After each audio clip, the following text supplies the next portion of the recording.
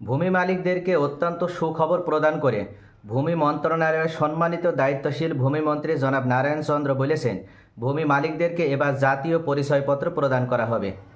ভূমি মালিকদের যে জাতীয় পরিচয়পত্র প্রদান করা হবে, এই জাতীয় পরিচয়পত্র হবে ভূমি মালিকদের কাছে ভূমি মালিকানার প্রমাণপত্র বা সনদ স্বরূপ। কোন কোন ভূমি মালিকদের এই জাতীয় পরিচয়পত্র প্রদান করা হবে এবং কিভাবে প্রদান করা হবে ও এই জাতীয় পরিচয়পত্র বা ভূমি মালিকানা সনদপত্রে কোন বিষয়গুলো অন্তর্ভুক্ত থাকবে এবং এই সনদপত্র দ্বারা কোন কোন কার্যক্রমগুলো পরিচালনা করা যাবে, আজকের এই ভিডিওতে আমি সে সম্পর্কে বিস্তারিতভাবে আলোচনা করব। তার আগে মাননীয় ভূমিমন্ত্রী গতকাল রংপুর সার্কিট হাউসে উনি সাংবাদিকদের উদ্দেশ্যে বলেছেন, ভূমি মন্ত্রণালয় অত্যন্ত যুগ উপযোগী পদক্ষেপ গ্রহণ করছে আর ভূমি মন্ত্রণালয়ের সহিত বাংলাদেশের প্রত্যেকটি নাগরিকেরই সংযোগ রয়েছে, যার কারণে প্রত্যেকটা নাগরিকের সুবিধার কথা চিন্তা করে বা বিবেচনায় নিয়ে ভূমি মন্ত্রণালয়ের পক্ষ থেকে এর পূর্বে যে নামজারি ব্যবস্থা ছিল সেই নামজারি ব্যবস্থা সম্পূর্ণ অনলাইন সিস্টেম করে দেওয়া হয়েছে। অর্থাৎ অনলাইনে অ্যাপ্লাই করার মাধ্যমে বা অনলাইনে আবেদন করার মাধ্যমে একজন ব্যক্তি তিনি ঘরে বসেই নামজারি প্রক্রিয়া সম্পন্ন করতে পারেন। এছাড়া নামজারির যে কোনো আপডেট তিনাকে জানানোর জন্য বিভিন্ন রোবোটিক যে স্বয়ংক্রিয় সিস্টেম ব্যবস্থা চালু করা হয়েছে, এই রোবোটিক স্বয়ংক্রিয় ব্যবস্থার মাধ্যমে নামজারি কোন পর্যায়ে আছে এবং নামজারির জন্য উক্ত জমির মালিককে বা উক্ত ভূমি মালিককে অথবা ওনার পক্ষ থেকে যে ব্যক্তি দায়িত্ব প্রদান করে তাকে মেসেজ আকারে জানিয়ে দেওয়া হয়। অর্থাৎ সম্পূর্ণ তথ্য রোবোটিক ব্যবস্থার মাধ্যমে স্বয়ংক্রিয়ভাবে জানানোর ব্যবস্থা করা হয়েছে। এছাড়া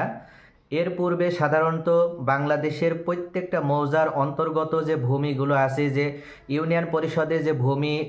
অফিস আছে, সেই ভূমি অফিসে বা ভূমি অফিসের দায়িত্বশীল যে কর্মকর্তাবৃন্দ আছে তিনাদের বিরুদ্ধে বিভিন্ন সময় বিভিন্ন ধরনের হয়রানির কথা শোনা গিয়েছে, যে খাজনা দিতে যাওয়ার মাধ্যমে ভূমি মালিকদেরকে বিভিন্ন পর্যায়ে ভূমি অফিসের দায়িত্বশীল যে নায়েব থাকেন বা তহসিলদার বা ওনাদের সাথে যে আরও কর্মকর্তা থাকেন, ইনাদের দ্বারা বিভিন্ন সময়ে হয়রানির শিকার হতে হয়। যার কারণে বর্তমান ভূমিমন্ত্রী দায়িত্ব গ্রহণ করার পরপরই বিগত যে ভূমিমন্ত্রী ছিলেন সাইফুজ্জামান চৌধুরী, ওনার যে রেখে যাওয়া কাজ, সেই অসম্পূর্ণ রেখে যাওয়া কাজকে সম্পূর্ণ করার উদ্দেশ্যে উনি বাংলাদেশের প্রত্যেকটা ইউনিয়নে ক্যাশলেস ভূমি কর প্রদান ব্যবস্থা উনি চালু করেছেন। এমনকি এই ব্যবস্থা মূলত ভূমিমন্ত্রী সাইফুজ্জামান চৌধুরী চালু করেছিলেন। পরবর্তীতে এই ব্যবস্থাকে আরও গতিশীল করার জন্য যতগুলো পদক্ষেপ গ্রহণ করার দরকার, বর্তমান ভূমিমন্ত্রী উনি সেই সমস্ত পদক্ষেপগুলো গ্রহণ করেছেন এবং কোনো ব্যক্তিকে এই ভূমি উন্নয়ন কর প্রদান করতে যেয়ে বা ভূমি কর প্রদান করতে যাওয়ার মাধ্যমে কোনো ধরনের যেন দুর্নীতি বা হয়রানিতে পড়তে না হয়, সেই জন্য ভূমি মন্ত্রণালয়ের পক্ষ থেকে জোরালোভাবে পদক্ষেপ গ্রহণ করা হয়েছে। এছাড়া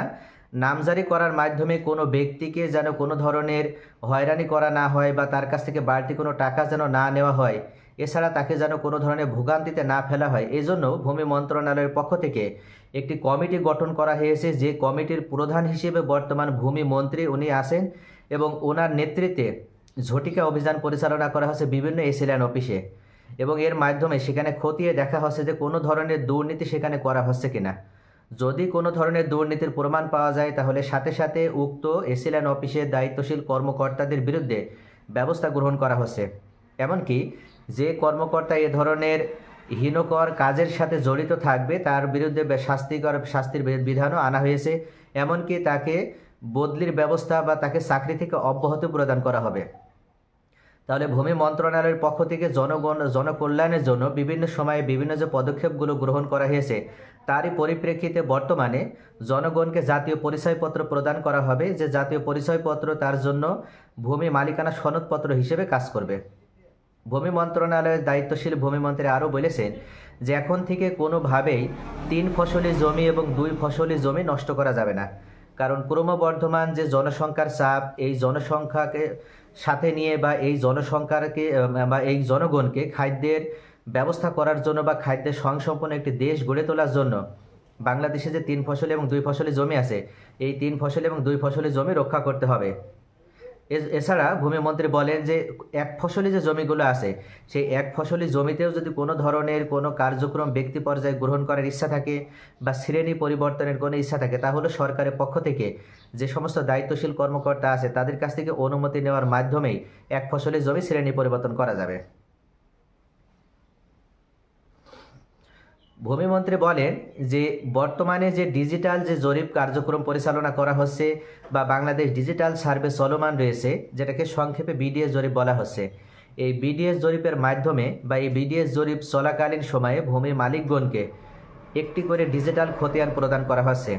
আর এই ডিজিটাল খতিয়ানটি হবে উক্ত ভূমি মালিকের জাতীয় পরিচয়পত্রের মতন বা জাতীয় পরিচয়পত্র হিসেবে ভূমি মালিকানা সনদপত্র। যে সমস্ত ভূমি মালিকগণকে এই জাতীয় পরিচয়পত্র বা ভূমি মালিকানা সনদপত্র প্রদান করা হবে, উক্ত ভূমি মালিকগণ ওই জাতীয় পরিচয়পত্রের মাধ্যমে জানতে পারবেন যে ওনার নামের পাশে কতটুকু জমি আছে, কত শতাংশ জমি আছে, কত কাঠা জমি আছে, জমির শ্রেণী কি, ওনার কোন কোন দাগে জমি আছে, কোন কোন মৌজার অন্তর্গত জমি আছে, এই সমস্ত বিষয়গুলো ওই উক্ত জাতীয় পরিচয়পত্রে বা ভূমি মালিকানা সনদপত্রে সন্নিবেশিত থাকবে। এই জাতীয় পরিচয়পত্রের মাধ্যমে একজন ব্যক্তি বাংলাদেশের যে প্রান্তে অবস্থান করুক না কেন, উনি যে কোনো জায়গা থেকেই উনি দেখতে পারবেন যে ওনার এই জাতীয় পরিচয়পত্রে বা ওনার এই ভূমি মালিকানা সনদপত্রে ওনার কতটুকু জমি আছে এবং সেখান থেকে কোনো ধরনের কোনো জমি ডিডাকশন বা হ্রাস হয়ে যাবে বা কোনো ধরনের বেদখল হয়ে যাচ্ছে কিনা। অর্থাৎ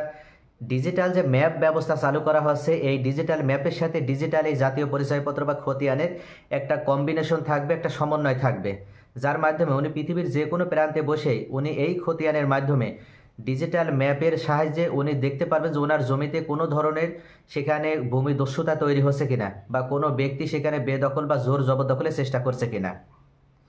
এছাড়া ওই ব্যক্তি যদি কখনো কোনো দাগে জমি ক্রয় করে বা কোনো মৌজায় যদি উনি কোনো জমি ক্রয় করে, সেক্ষেত্রে কতটুকু জমি ক্রয় করছে, সেই জমির পরিমাণ কতটুকু, সেই জমির শ্রেণী কি, এই সম্পূর্ণ বিষয়গুলো ওনার ওই জাতীয় পরিচয়পত্র আবার নতুন করে যোগ হয়ে যাবে।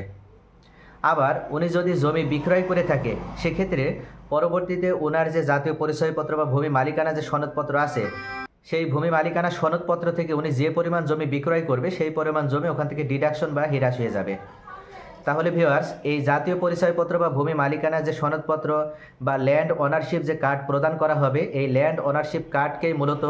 ডিজিটাল খতিয়ান বলা হচ্ছে। অর্থাৎ এই ডিজিটাল খতিয়ানের মাধ্যমে পৃথিবীর যে কোনো প্রান্তে বসে একজন ভূমি মালিক উনি ভূমি সংক্রান্ত সমস্ত তথ্য, ওনার ব্যক্তি মালিকানাধীন যে তথ্যগুলো, সেই তথ্যগুলো উনি দেখতে পারবে, এমনকি জানতে পারবে। বর্তমান যে যুগ ব্যবস্থা বা বর্তমান আমাদের দেশের যে ব্যবস্থা বা যে অবস্থা, এই অবস্থার আলোকে এই ধরনের ডিজিটাল খতিয়ান অত্যন্ত জরুরি প্রয়োজন হয়ে পড়েছে। কারণ বাংলাদেশের মানুষ কর্মসংস্থানের উদ্দেশ্যে বেশিরভাগ ক্ষেত্রেই প্রবাসে গমন করছে, যার কারণে ওই প্রবাসে যে ব্যক্তি যাচ্ছে তিনার মূল্যবান সম্পত্তি এই দেশে থাকছে।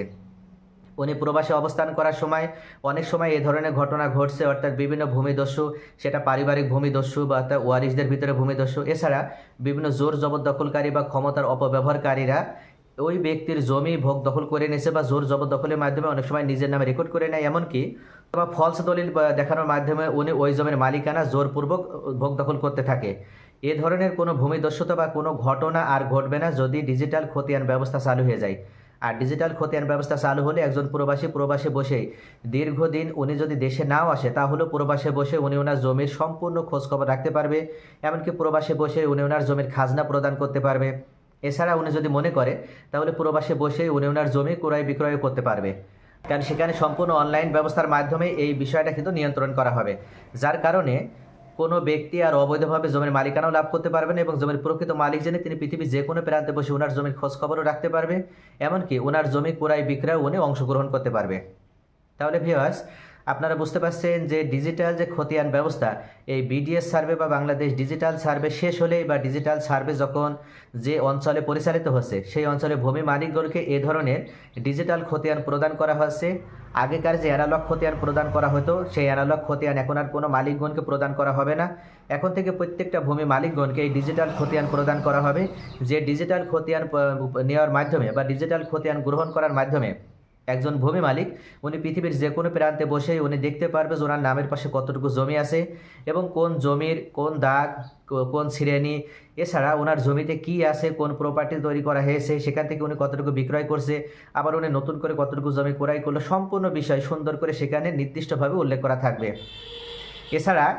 এখন যেমন পরপর 3 বছর খাজনা প্রদান না করলে ওই জমি খাস হয়ে যাওয়ার সম্ভাবনা থাকে, এছাড়া অন্য কোনো ব্যক্তি ওই জমি ভোগ দখল বা জোর জবরদখলের মাধ্যমে সেই জমি দখল করে নেওয়ার প্রবণতা এখন কাজ করে। এখনও পর্যন্ত বাংলাদেশবাসীর মধ্যে এ ধরনের টেন্ডেন্সি আছে যে জোর জবরদখলের মাধ্যমে যতটুকু পারা যায় বা যতদিন পারা যায় জমি ভোগ দখল করে আমরা খেতে থাকবো, তারপর মূল মালিক যখন আসবে তখন জমি ছেড়ে দেবো। কিন্তু ওই মূল মালিক বর্তমান বাংলাদেশে বলে নাই, পৃথিবীর যে প্রান্তে উনি অবস্থান করুক না কেন, যদি ওনার জমিতে